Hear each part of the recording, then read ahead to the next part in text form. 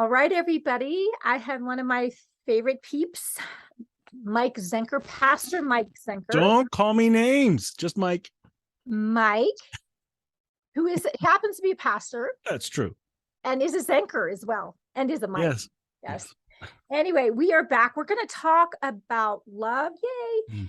And we're titling this, The Greatest of These is Love. You might recognize the allusion to 1 Corinthians 13 in that, but majoring on the big things and the biggest thing, right, is really where our heart is. Let me just tell you a little bit about Mike, just in case you don't know him. I don't know where you've been, but if you don't.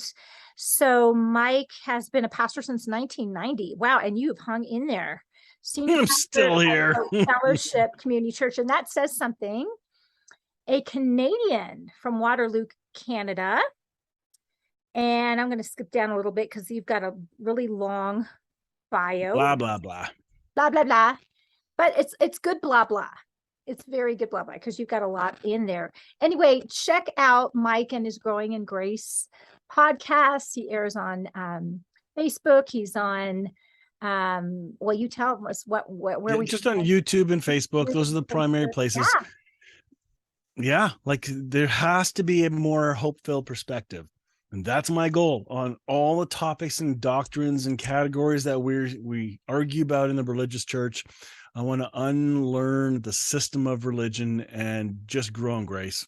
And we're all just growing in grace. So that's all it is. And I love that because I love the humility of your heart towards that, because your attitudes, I'm just like further on down the road, maybe, or not as far down the road. We're just all on the road and we're all growing. And it's, no one's arrived. And no one's arrived. Like, wow. But we're adored in the process. So you can rest in the process because you have a God who is leading in you and guiding you in all truth by his grace. Mm-hmm. And that should be for each one of us. It's like it has to be the Holy Spirit in you confirming something's true. Mm-hmm. You can't trust the teacher, speaker, preacher. Sorry. Mm-hmm. When you raise them up too much, they can get puffy in their heads. It happens naturally. But when you realize we all have the same teacher in us to help confirm if something's true or not, if something just seems off, trust that little flag, Oh, love it. Love it. So, kind of in keeping with the topic, because God is love, and that's who's inside you. That's who's leading you. That's the teacher in you, the one who is conforming you into his image, the one who is leading you and guiding you in all truth and is full of all that hope, and that I was going to read just to kind of kick us off in 1 Corinthians 13. Talks all about love. Love is patient, love is kind, does not envy, does not boast, is not proud, is not rude. And it goes on, which is fabulous. But then in the Passion Translation, it talks about, let me see if I can find it here. It says in verse 12, it says, "For now we see but a faint reflection of riddles and mysteries, as though reflected in a mirror. But one day we will see face to face." Yay. My understanding is incomplete now, but one day I will understand everything, just as everything about me has been fully understood. Until then, 3 things that remain: faith, hope, and love. Yet love surpasses them all. So above else, let love be the beautiful prize for which you run. And yay. You know what? One of my favorite words in there, you're not going to believe it. Okay. One of my new favorite words is incomplete. Oh, now, yeah, explain. Well, our perspective is incomplete. Yes. Like that's us still growing in grace.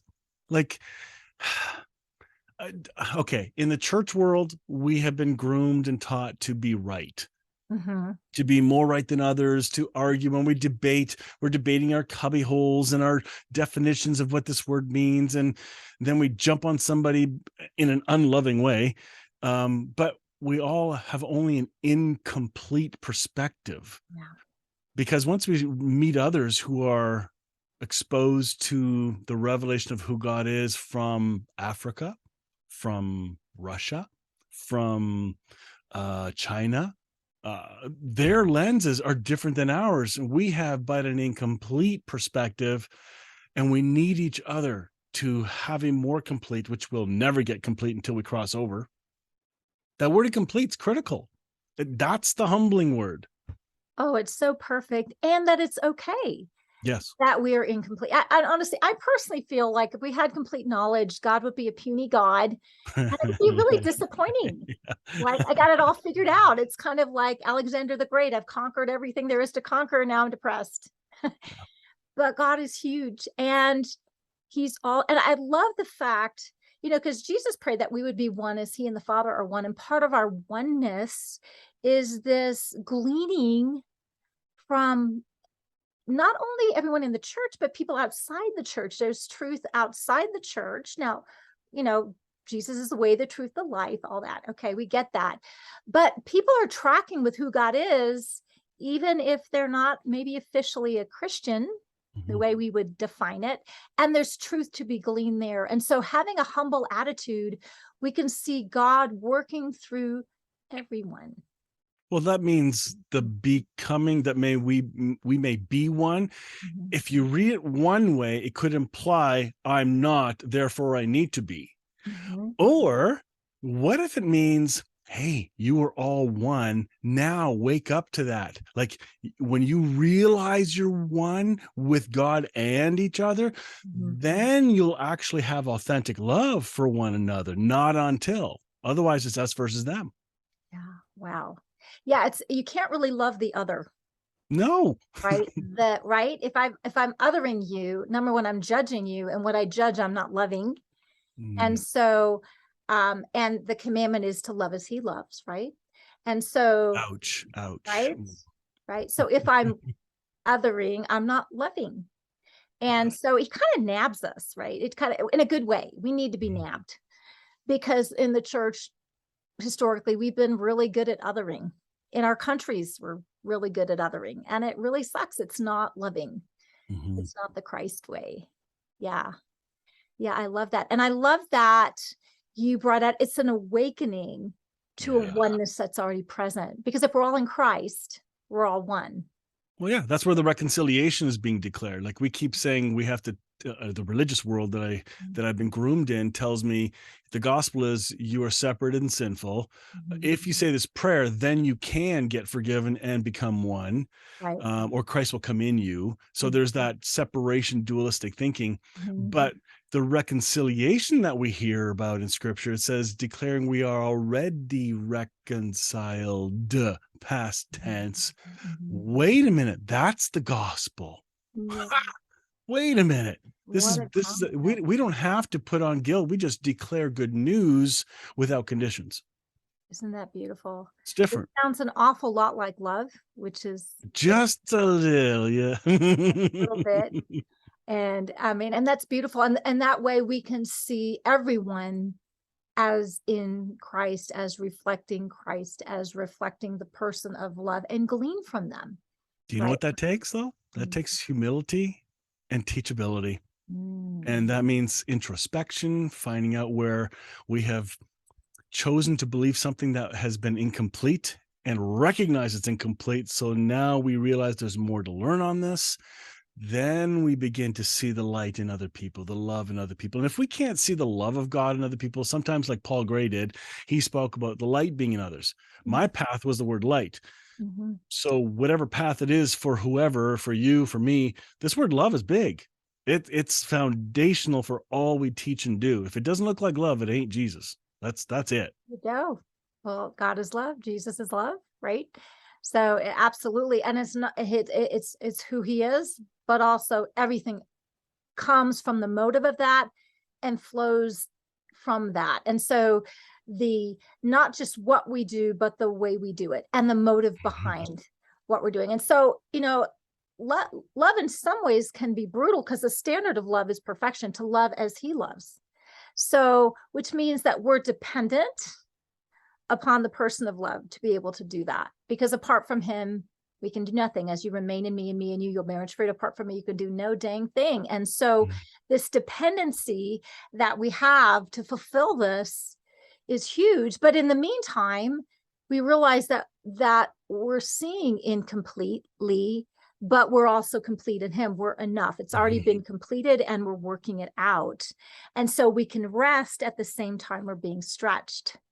And that's huge. And then we So can also embrace his correction because we need to be corrected. how have you dealt with this overrunning the base on God is love, where people will argue and say, that means anything goes then. If it's all about love, then there's this pendulum swing that just, I think, overruns the base and everything's fine, everything's acceptable because that's what love is. But how do you address that? Because I'm facing that a lot lately. Well, yeah, I get that a lot because that's kind of my mandate. So I'm, if I'm going to get criticized, it's because, oh, well, it's love and, well, no, you don't have an and past God. There's nothing outside of God bigger than God. And love demands us to be true to our original design, which loves, which means, you know what? No, it's actually, if love is patient and kind, it means when I'm impatient, when I'm unkind, when I'm judging, when I'm keeping records of wrongs, when I'm delighting in evil and not rejoicing in truth, right? So the demand is actually greater because it's requiring us to look like the one who made us. Do you And think holy. yeah. Do you think definitions matter in this? Well, absolutely, they matter. What do you mean by love? If love means pizza, well, get whatever Yeah. kind you want. But how we're called, it is actually a higher mark. Yeah. It's the greatest mark. It's all fulfilled in love. But what's encapsulated by that is not a warm fuzzy. It's actually really stretching us. Yeah. Because everything that's not of love's kind is going to be consumed, right? If God is a consuming fire and he's love, what does he consume? Everything that's not of love's kind. Well, if I'm being judgmental, if I'm being arrogant, if I'm being prideful, if I'm motivated by the need to be right, rather than loving the one in front of me and listening and being humble and teachable, well, you know what? God is going to nab me, not because he doesn't love me, but because he loves me, and nothing less than original design, which is in the image and likeness of love, is going to be worthwhile. So yeah, it does really matter how you're defining love, but we might want to do it the way God does. I don't know. Just a thought. I heard Brad Jerzak talking about last night when we were at his thingy. He I forget the context, but somebody asked a question: should we help people on their journey? And he was talking about unlearning and all that. Should we help them or just step aside? And I thought that's a very interesting question. My hunch is, and the way he answered it reflected that it's not about doing it because you're a believer. This idea of love, it's not to be a witness. Sorry, I have a hard time with that. We don't do these things to represent our church or to give a great name to God or Jesus. He doesn't need our help. No, he Perhaps doesn't need good PR, right? We're not in a PR program. because the PR is terrible right now. But to instead connect with our humanity so that those who aren't Christians can actually see they too have the love of God in them. And they may not see it because they think it's supposed to look religious, but the religious people are saying, no, you got to become like me and then you're acceptable. Right. That question really made me think that this journey of love is about our humanity, and Jesus modeled it. And some of the other religious leaders in other faiths or even religions have modeled a humility that didn't beat up other religions. Isn't that amazing? There's so much to learn, right? So that looks like humility. Yeah. That looks very Christ-like, right? Yeah. And that's beautiful. And it intrinsically draws. We're intrinsically drawn to the lovely because that's the frequency that the substance we're actually made out of is that frequency of love. So we resonate with that even despite ourselves, right? Yeah. This is why we like what is beautiful, what is hopeful, what all of that it comprises and it woos the heart, even bypassing your mind. Can I read to you from First Nations version, the First Corinthians section? I love that version, please. Okay, this is really cool because this is hitting what you're talking about. Yeah. This is because again, definitions matter, and we need to remember the word love in this text is a Greek word called agape. Many people say, yeah, I knew that, but they they're not stopping there. They're driving so fast. They see the sign, but they don't stop at the sign to take in what does agape mean. And the First Nations version and Passion Translation does a great job on this. But they write like this: love is patient and kind. Love is never jealous. It does not brag or boast. It is not puffed up or big headed. Love does not act in shameful ways, nor does it care only about itself. It is not hot-headed, nor does it keep track of wrongs done to it. Love is not happy with lies and injustice, but truth makes its heart glad. Love keeps walking even when carrying a heavy load.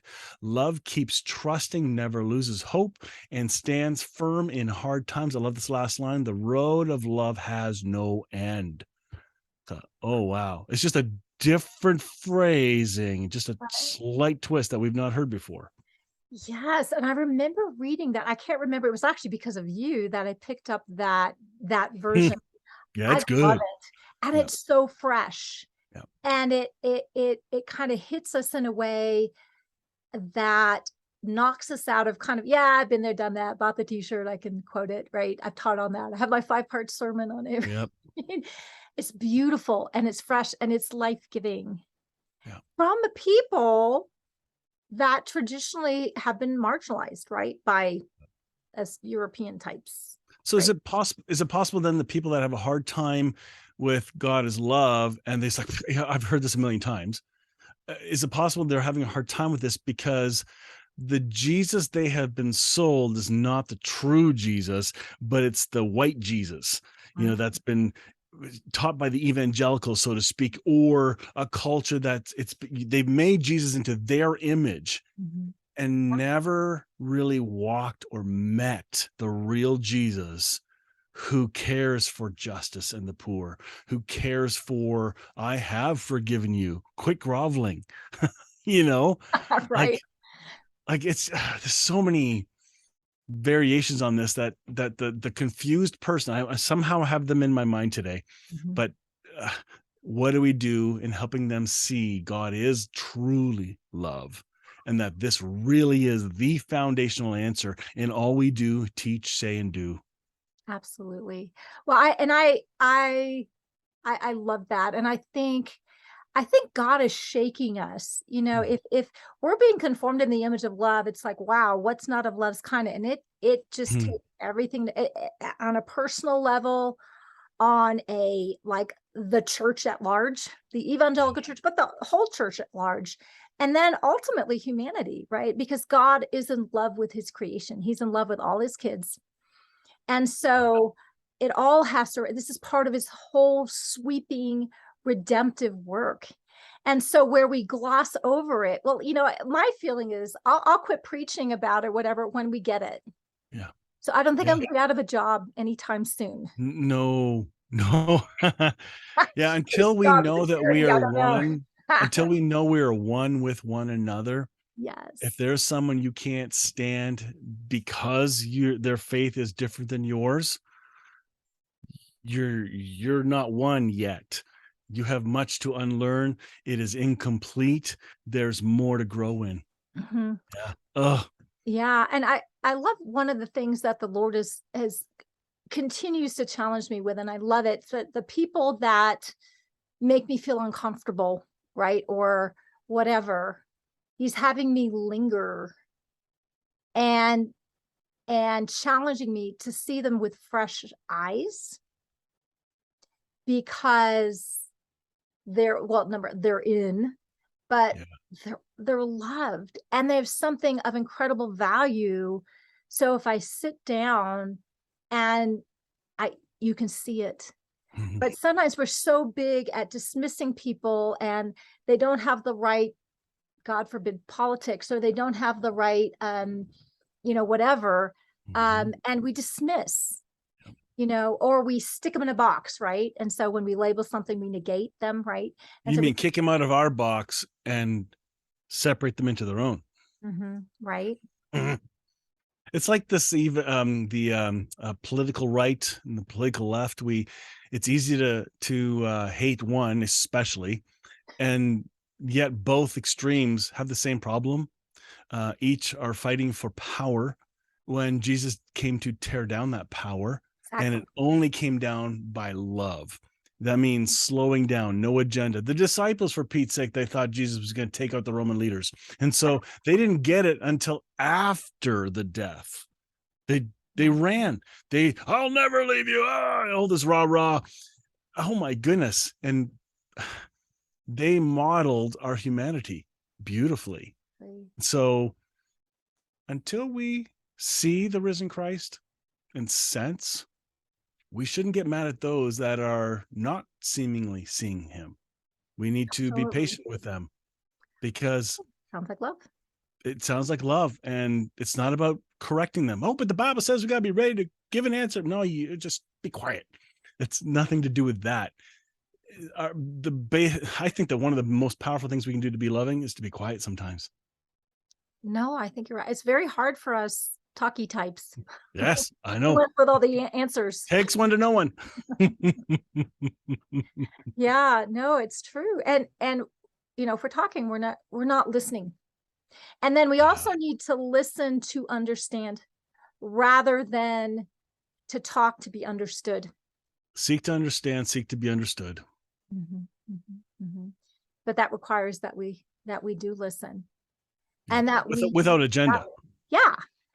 Not that I'm listening so I can figure out my rebuttal. Right. It's true. Mm-hmm, mm-hmm.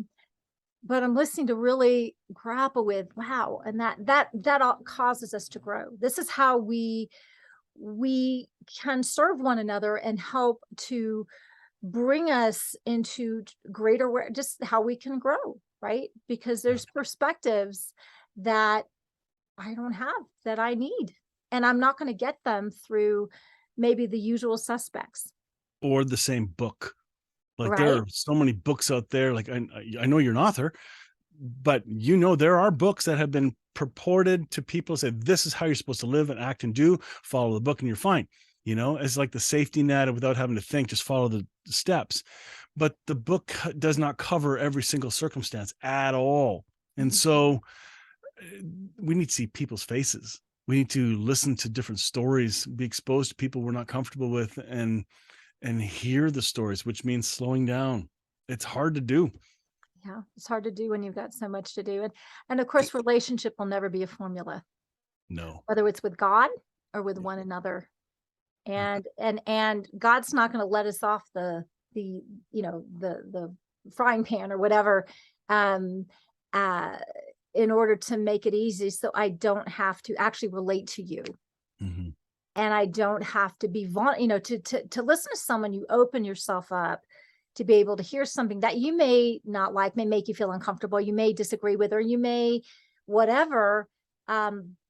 But I'm interested in hearing where you're coming from because I'm interested in you. And that's what love does. Right? And I think the thing I just read about love is patient, love is kind. At many weddings, it's done and used as a to-do list for couples. This is what you're supposed to do. Yep. But when you realize that God is love, is agape, then this reading is a demonstration of what God is truly like, what Trinity is truly like. It is God who's patient. God keeps no record of wrongs. Well, that, if you haven't gone past that, if you blew past it, you got to come back and you got to set up camp there for a little bit and soak in that, because that alone is going to radically change people's worlds in their concept of who God is. And if they believe that, then it's going to change how they see other people too. And also how you are disciplining yourself in your own record keeping. So I hold on, right, to my 12 beefs with someone who disagrees with me, or I'm handing over that record. I mean, so and we're allowed to have beefs. Yeah. This is not saying we can't have fights and problems and difficulties. What this is revealing to us is that the difficulties and misunderstandings are not where we stop and camp at. There's more hope coming. Keep going through this. And when you know there's a better, more hope-filled perspective, then you aim for that, not for the conflict. And the conflict is where a lot of people love to be at. And it's not what we're called to live. We're called to be peacemakers. Yes.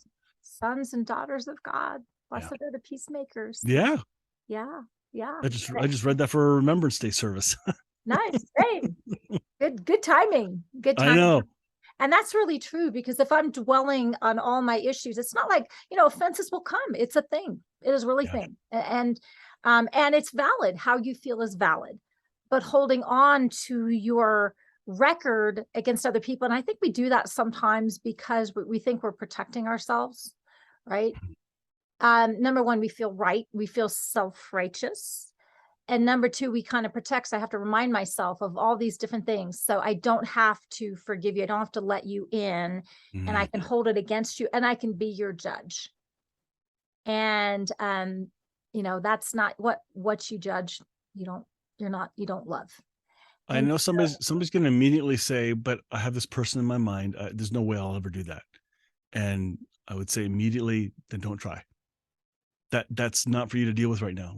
Let Trinity, God in you, breath of life, deal with that when the time's right. Quit using that as an excuse not to pursue love.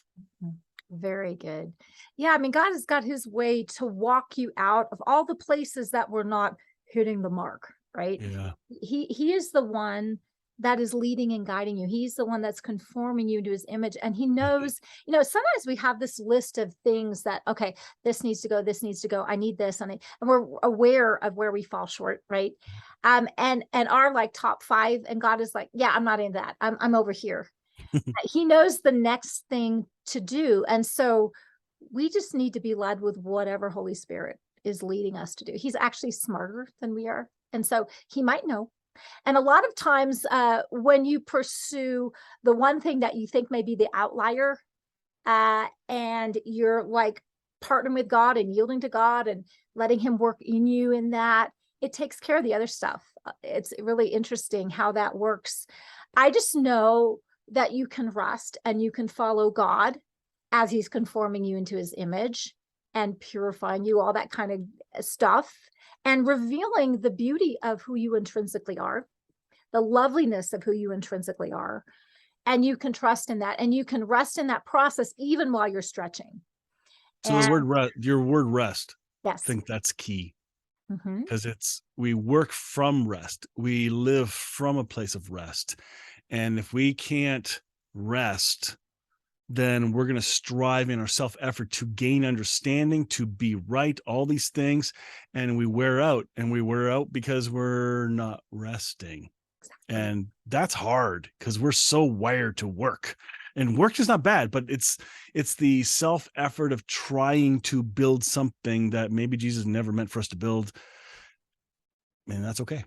Yeah. Or toiling in our own strength. We're not meant to. Yeah. We are meant to work. We partner. Yep. Right. We're meant to run and do things, and then that do know their God shall be strong and do exploits, but not in our own strength, not in our own whatever. So you can do a lot from rest. For me, this concept was so difficult because I like just wired as a AAA, and then you add all the brokenness and the performance. It was like quadruple A, whatever. And this whole concept of rest, like, oh my gosh, it was like foreign language. But I was able to identify in the inside, is this toiling, or am I just working and partnering? Because I believe in working hard, quote unquote, doing things, Sure. And not doing things, but it's that inner world. Sorry. Well, sometimes the question is why, right? Why are we doing that? And that why reveals the motive. Right. That's true. If we're trying to earn something, if we're trying to be something from what we do versus just being, right? Versus just being, because you're all that in a bag of chips. So you can afford to rest. If you're not valuable just being, you're not valuable when you do, right? Yeah. So your value is intrinsic. And you get to do, because it's fun. You get to contribute. You get to be part of this beautiful redemptive plan and partner with God in that. And that's so fulfilling and joyful and that kind of thing. But it's doesn't define who you are. It just reflects the fact that you're a son and a daughter in whom he's already thrilled about. Love that. Yeah. Awesome. Well, any other insights, reflections, nuggets of wisdom? It's the biggest topic. Like, I know. I pastor a church that I've been at for almost 20 years, and we've got categories of topics we cover all the time, Right. but the most important topic is God is love. And when you mentioned it being the topic, that's the foundation for everything. Right. And when it comes to other doctrinal topics, ones that are very contentious, Mhm. if we're not rooted in this thing, God is agape, then whatever doctrine we have is useless because it's not reflecting true love. Mm. Once it does, then meaningful conversation can come out of it. So, Exactly. Exactly. And so we can ask ourselves, well, what does love look like here? hmm, And what does love look like when I really don't have all the answers? It could be this, could be this. I could don't be know. honesty, Could be honesty. right? Saying, I don't know. Yeah. I'm not sure right now. Like, everybody expects us as leaders to have answers.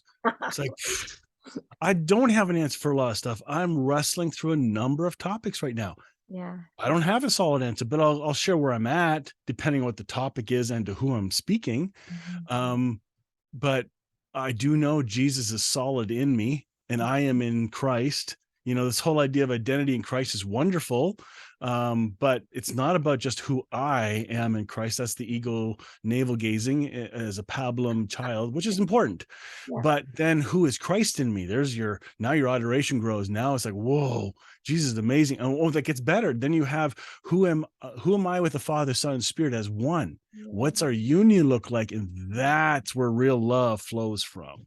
Wow, So absolutely. It was love has existed within in himself in the Trinity, without limitation, yeah. right? It always has existed, and then we get to partake of that and be part of that beautiful dance that always has been, and that's when we resonate with our true design because we're in the image and likeness of love.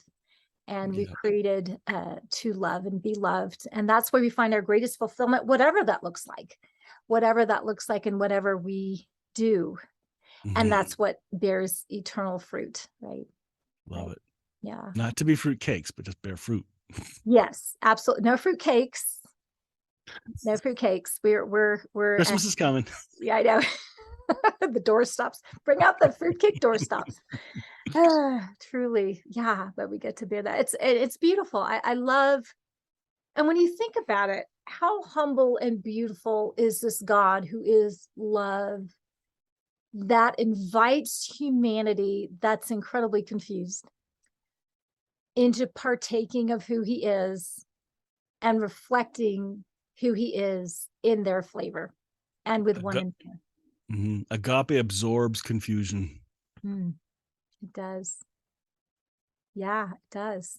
Yeah, things become clear. I like to do that because I like focusing on this because when I get confused, I'm like, okay, so what does love look like here?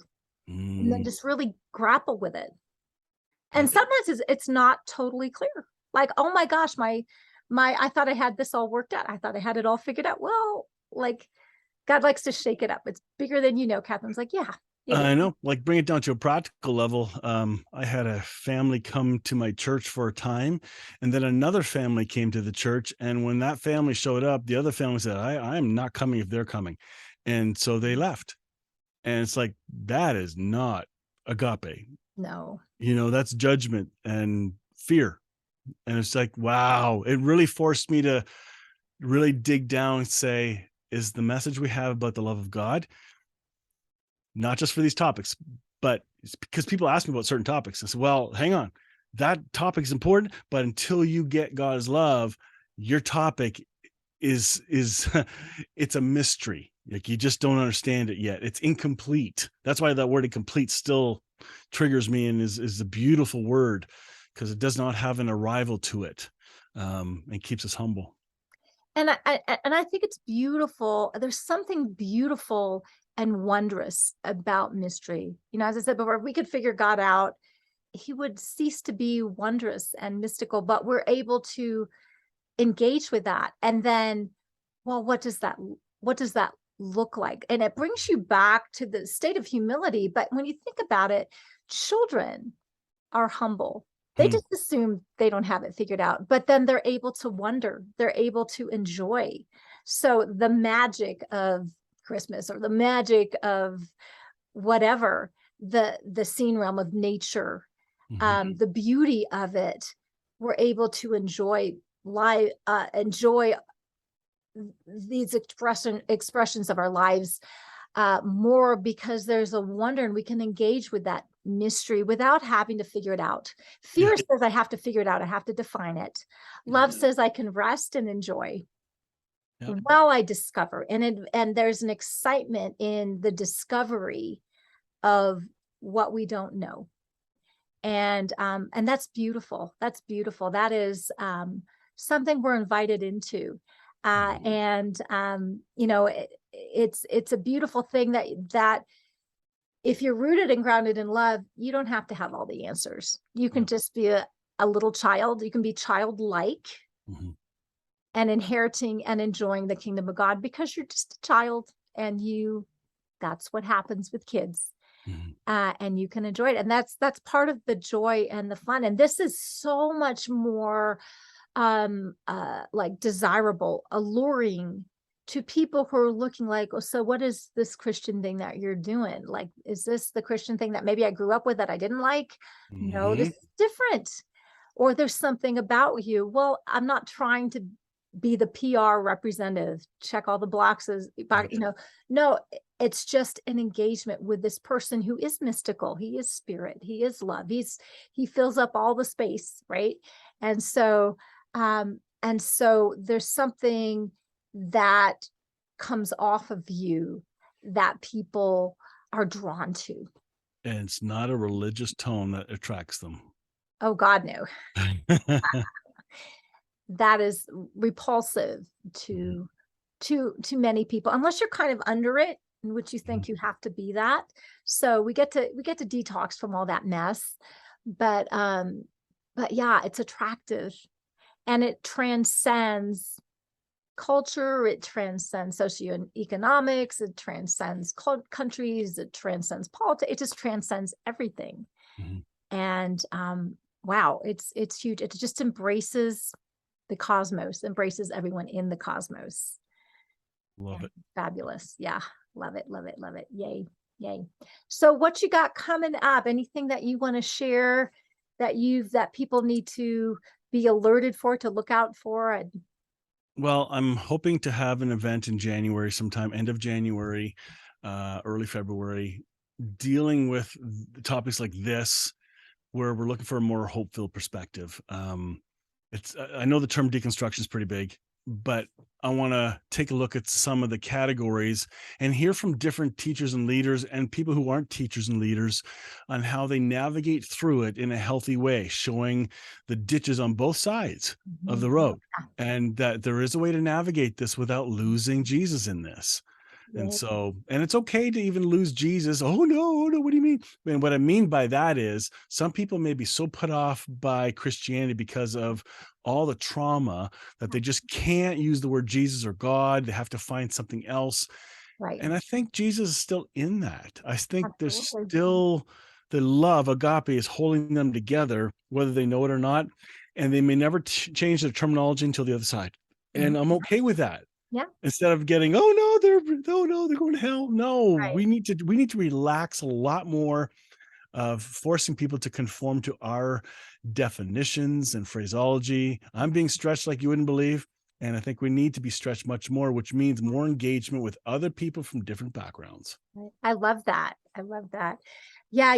Paul Young in The Shack, the main character asked God, so do all roads lead to God? And Holy Spirit spoke through him in such a beautiful way. It's like, well, those roads lead nowhere, but I'm on the road with everyone on their road. Every single road he's on, he's engaging with all of his kids, whether they know. But I'll go down that road with each one. Absolutely. Like that. Yeah, exactly. And so once again, this is about relationship. Yeah. And if he's not identified himself as Jesus, because maybe Jesus was made to be toxic. Yep. Okay. Right. He's identifying himself as the one who loves them and is with them and never leaves them. And when that's a healthier thing, he can reveal himself as the J word. Yep. But isn't that beautiful? He's the one that journeys with us. And I just think that is so hopeful. I mean, I look through my life and the times when I was tracking with God and the times when I was like running away from God. And God was over, hi, I'm still here, honey, whenever you're ready. Yeah. Right. He's so beautiful, so lovely. He's love, right? And so that's just amazing. I love that. And it's so hopeful too, because it changes your whole evangelism, right? You Oh my redefine goodness. evangelism, right?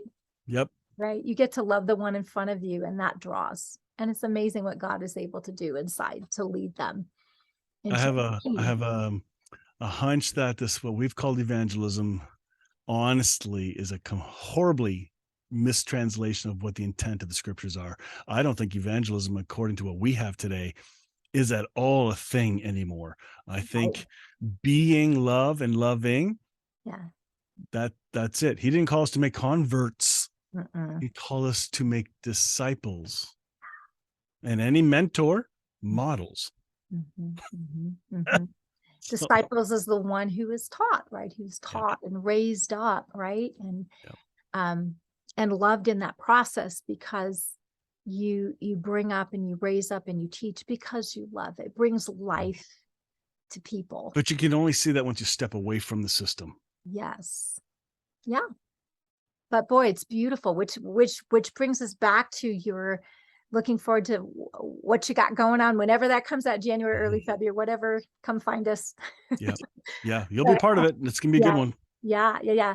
That will be amazing, because when you do step, you're able to see it, and they're good things in the system. Not all is everything is. We don't have to pitch everything. There are some things that are really good that need to be held on to, but I think a whole lot less than we thought. Yep. Love it. Yeah. Thank you. Yay. Well, it has been a joy. Where do they find you, Mike? I'm on Facebook and YouTube. Just look up Michael Zenker or hopefellowshipycc.com, growingingrace.ca. That's it. Simple. Or the links that you're going to have below or whatever. I don't know. Right. I got a bunch of your links and things, but I just sometimes people are listening and they're not looking at the links, so they can go find them. I'm on twice a week. I do Sunday mornings as a church. So if you join in on Sundays, it's a little more traditional, but the message is not traditional. But I'm speaking to a community of people. Whereas on Wednesday mornings, the Still Growing Grace is dealing with some of these topics and usually interviewing others and just doing a deep dive immediately. So the two different purposes for different teaching. So I love it. And they're both fabulous. So go find Mike. He's wonderful. Anyway, thank you for being on. It's always a joy. It's been a joy and a pleasure every time. Yay. Love it. Awesome. All right, guys, share this with someone. They need it. It'll bless them. And everybody have a great day. Love you guys. Bye-bye.